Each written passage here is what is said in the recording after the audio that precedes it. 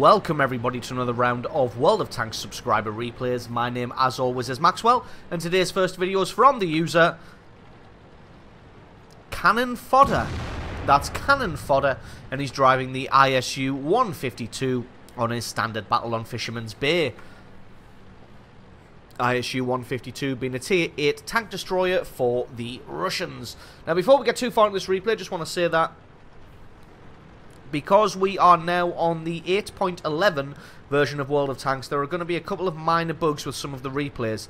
As you can see here, Cannon Fodder, we can't see any of his shells or any equipment or consumables past that camouflage net. Trust me, he does have shells, consumables and equipment, just unfortunately we can't see them. The other problem is some of the maps received some major changes. So Redshire, is it, received a lot of elevation changes, so unfortunately replays from that map will be useless at the moment, because people are going to be driving underground and then floating in midair, and it's just going to be a big massive mess. But if it gets too much of a problem, and I do keep getting good replays from 8.10 from those maps, then obviously I'll just go back and re-download the 8.10 client, and that should be all good. So that looks like about it. Onto this battle at hand. It looked like Cannon Fodder was going to head over to the left-hand flank originally, but saw how many tanks were heading there, so decided just to come over here and help his allies out in the town, because they've only got this IS-3, the two 152s and this KV-13 here, and the allies putting a considerable force on that left-hand flank there. Going to have to be careful that they don't just slip up and lose that whole force.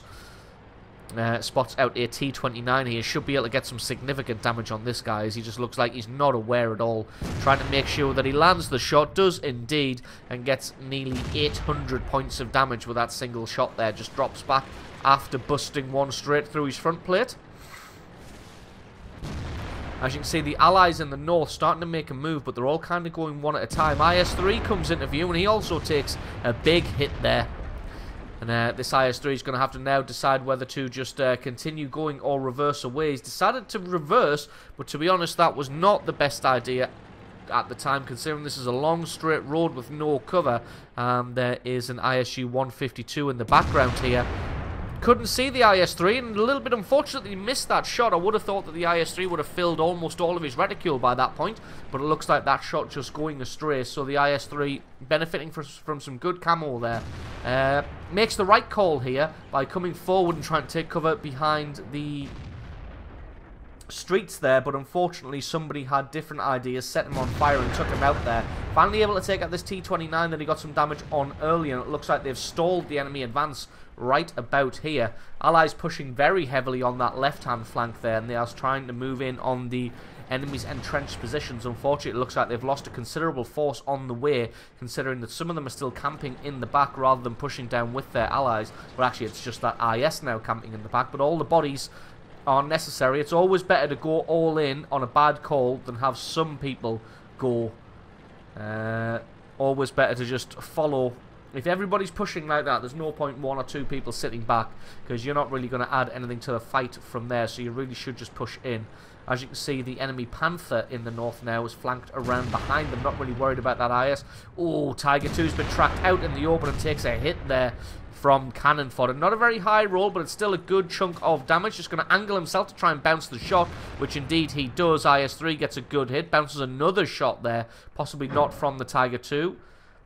One more hit, and there we go. That is kill number 2 now for Cannon Fodder. May have been that M5 Stuart that was bouncing him repeatedly, because the only other tank here is a KV-5, and I'm pretty sure the KV-5 is going to have the penetration to get through the front of a 152. But we shall see. There's the M5 Stuart, out in the open for way too long, being a light tank, and he becomes kill number 3 for Cannon Fodder. So I think it probably was that M5 that was firing at Cannon Fodder here, as that KV-5 is around the back of the building there. Allied attack in the north looks like it's stalled out a little bit with this Panther flanking around behind them. They've now been caught between a rock and a hard place, and the enemy team just whittling them down slowly but surely. Cannon Fodder going to come around behind this KV-5, try and offer some support to the IS-3 and the 152 that's dueling with him. One good shot through his rear armor, and he should become, yes he does, kill number 4. So they've done an excellent job of holding off this flank. I'm pretty sure they've only lost one IS and a KV-13. So only lost 2 tanks over here for a considerable number of victims. And now the team going to head up to the north, except they're going to have a pause for thought here, as the last Allied tank actually just about falls there, the Tiger II. So now it's decision time whether to try and move across the map as quickly as possible. But I think what everybody's kind of just decided to do at exactly the same time is to fall back towards the base there, towards the cap circle, and try and make some kind of defense. So I'm going to speed this one up until we get back into some action. Enemy team in the enviable position now, just being able to pick and choose when and where they come at the enemy. As far as they know, the last time they were seen was in that town. No idea that the 3 of them have just relocated to this position here. Without much communication as well, the 3 of them just dropped back and took up great defensive positions, using this rock here to shield them from the left-hand side so that none of the tanks coming in from the east, west, forgot how to tell direction, so none of the tanks coming in from that left-hand flank will be able to get easy shots on them. And got the bushes in front to shield them from the guys coming from the centre there, over the top of that hill, and from this town here. So just going to play this one patiently and wait it out and see where they come from. They're all in pretty good shape here. Cannon fodder hasn't taken any damage. The IS-3 hasn't taken any damage. And the other 152 only got 400 hit points left. But if he can stay hidden, he's got a big cannon. And this Black Prince is in serious trouble here. There we go. That's the Black Prince taken out. And he becomes kill number 5 for cannon fodder. Comet gets spotted out as well. So a good chunk of the enemy team's actually on full hit points. I was expecting, with the amount of them left, that at least some of them would be on low health. But it looks like most of them fared pretty well in that fight in the north. And I've got to be careful here.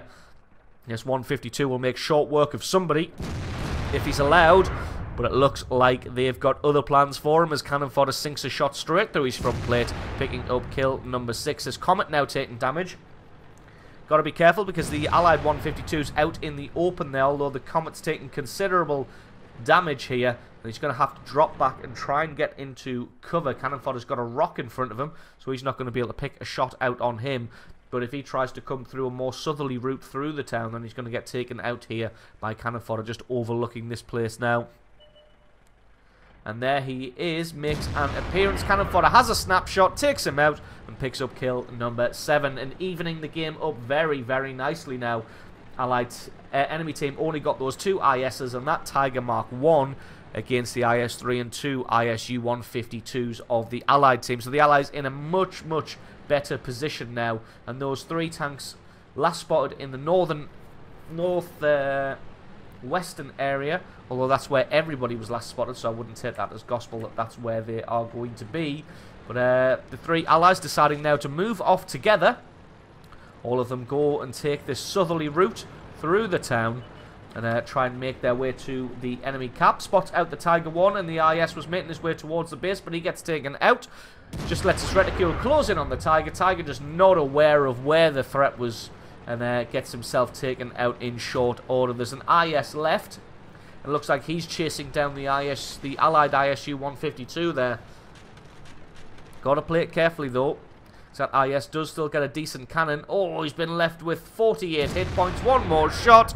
And cannon fodder is able to take him out and pick up kill number 9 and 6,000 points of damage. So absolutely awesome replay from you. Great last stand by the 3 of you there, holding off against superior numbers, but unfortunately not for the enemy, not superior tactics. So thank you very much for sending that replay in. Stick around because as always the score screens and another game are coming right up.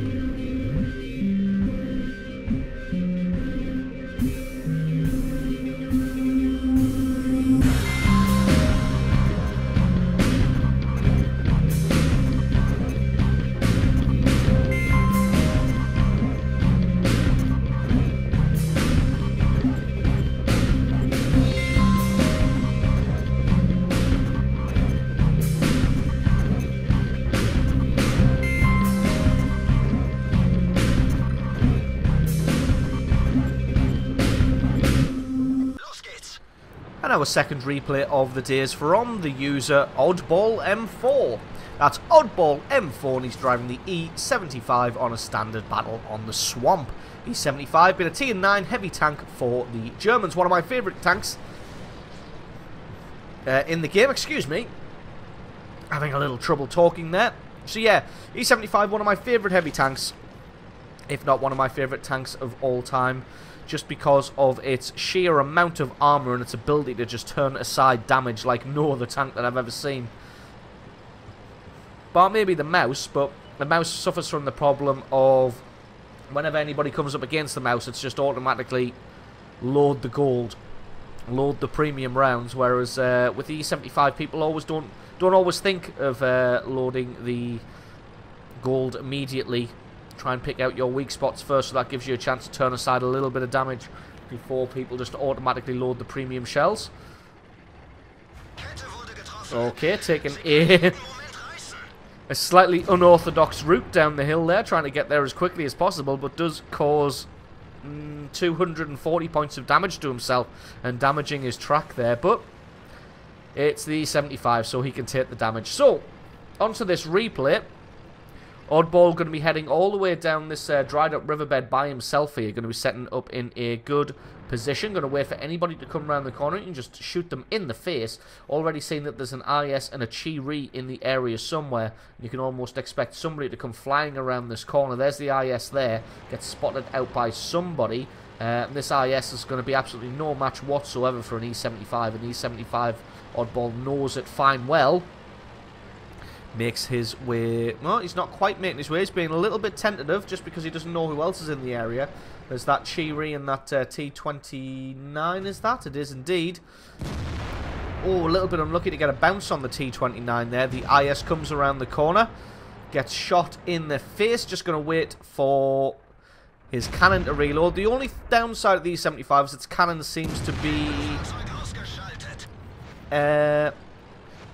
be... have an unnecessarily long reload time, in my opinion. For the amount of damage and penetration it has, a 13-second reload seems a little bit unnecessary, but that's just what you've got to play with, and you learn to accept it. That Chi-Ri is going to have no chance whatsoever of putting shells through the front of the E75. Especially not now that he gets himself killed by that M103.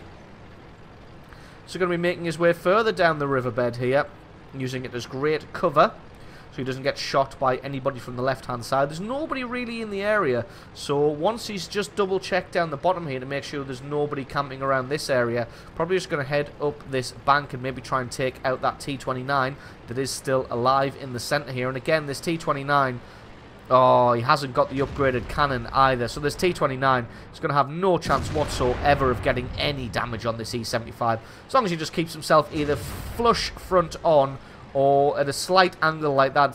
He's doing the E75 dance there of driving towards the enemy at funny angles. Tries to take out his track at the same time of doing damage. As you can see, again, continuing the E75 dance because he's got the T25 AT up in the top right-hand side. To be honest, I'd probably switch targets to the T25 because he's got the more powerful gun. But he's angled quite successfully there and not taking any damage from any of these guys. Got to be careful in case the T25 switches to premium rounds. Again, just as he's about to fire, turns himself ever so slightly to the left, which is a good little trick there. If you can try and predict when the enemy is going to fire. Oh, nice shot on the side of the T25 AT there. Takes him out and picks up kill number 3. But like I was saying, nice little trick you can do if you get used to it is if you can predict when abouts the enemy is going to fire and then angle your tank just as he fires, you can generally get them to bounce. You can sort of show the enemy slightly more of his side armor than you wanted to, and then as he fires, tighten up that angle a lot, and you can generally bounce a shot, because even if you start tightening up the angle, the enemy tends to stubbornly continue firing at that place, even though it's not a favorable shot anymore. So anyway, enough of me waffling on about the skills of angling your tank armor. The allied team's a little bit on the back foot at the moment, getting swamped from the north by a considerable force of enemy tanks. Oddball just comes and settles in as the guy who's going to absorb all the shots. Spots out an E75 in the distance, rushes his shot just a little bit and puts it over the top, which is a little bit unfortunate. There's two T-54s here, and Oddball's still going to keep his cannon focused on the E-75. Nope, going to switch across to the T-54 there.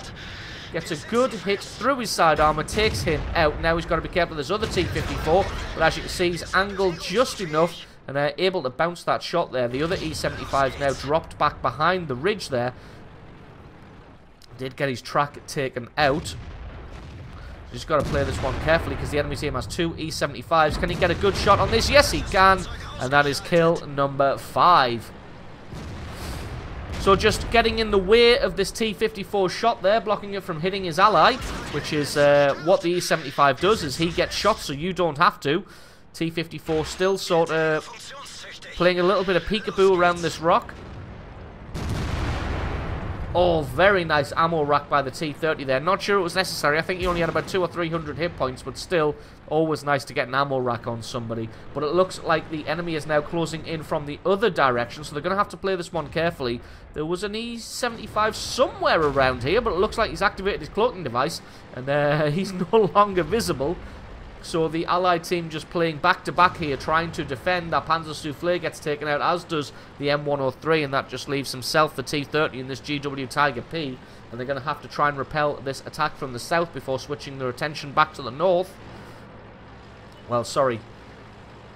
They've got to repel this attack from the right before switching their attention back to the left. Gets a great shot on the Su-14-2 there. Takes him out, and that's kill number 6 and his well-deserved Top Gun medal. IS-3 going to be trying to push down on the T-30 here. If he continues going past that building, he's going to be in trouble, but it looks like Oddball decided that the T-30 can look after himself, which indeed he can, and he decides to barrel down on this ISU-152 here. Got to be careful though, because the ISU-152 has the cannon to be able to do some significant damage to the C-75 if he doesn't angle himself properly. And it looks like he's just decided to drop back and hide behind the hill there. This IS-3 deciding he didn't really want anything of the fight with the T-30, and he is dropping back. A little bit unfortunate that Oddball only... Well, it looks like he just totally bounced or, in fact, missed the sidearm of this IS-3. Got to be careful because this ISU's behind him and the T-30 gets a second ammo rack, so doing a great job there. This ISU-152 looks like he fired and missed. Oddball had to be aware that he was there and had to be careful because if that 152 was able to put a shot through his rear, that was just going to sail straight through his armor and do considerable damage there. But now it's just a case of trying to push down on this 152. The E-75 was last spotted just coming around that ridge there, so got to be careful. This T-30's got hardly any hit points left himself, so just going to make their way in this direction to try and put some distance between themselves and the E-75. And then Oddball going to be coming over the top of the ridge at a funny angle, spots out the 152, takes his shot, and picks up kill number 7. This E-75 has appeared in the town there and is able to take out the T-30 because he was on practically no hit points. And that just leaves himself, Oddball here, the artillery against this lone E-75, which has full hit points. So this is going to be a little bit of a difficult battle, but it looks like the E-75 is focused on the artillery here. So working out slightly in the favour of Oddball. And he's now going to have to play an epic game of peekaboo around these rocks because it looks like he's 3 shots from death and the enemy E-75 is probably around about 4 shots from death. Just both positioning and manoeuvring themselves. Going to see if he can maybe lure the E-75 into having a shot and then he can take his shot at his leisure. Maybe going for the commander's hatch here, because you can see just the top of that commander's hatch, although the E-75 realised that, started to drop back, could still see a tiny bit of that hatch, able to get a good hit through the armour of this E-75, and he decides to drop back here while he reloads. Oh, and the E-75 making a rookie mistake here of just charging around the mountain, and he takes another big hit through the side armour there. He gets one in return, but the mistake that the enemy E-75 here made is because he took damage, he thought that he needed to get damage back on the enemy tank and put himself in a really shitty position here. And then Oddball was able to get 2 good hits, and now the momentum has swung in the opposite direction, especially with the E-75 bouncing that shot. And now Oddball just going to back off and try and create some space so he can get a shot through any part of the armor that he likes. Looks like he's going to go for the commander's hatch, waiting for the opportunity given moment, takes his shot, and that is kill number 8 and the victory for Oddball M4. So absolutely awesome replay from you. Thank you very much for sending that one in. Don't forget, guys, if you've got yourself a good replay, then please send that to replay@screenreality.com. Link for that is in the description. If you enjoyed this video, leave me a like or favourite, stick a comment in the comment section below, let me know exactly what you thought. And if you're not already, then please consider hitting that subscribe button for more content like this in the future. I have been Maxwell, this has been World of Tanks, and I will catch you guys next time.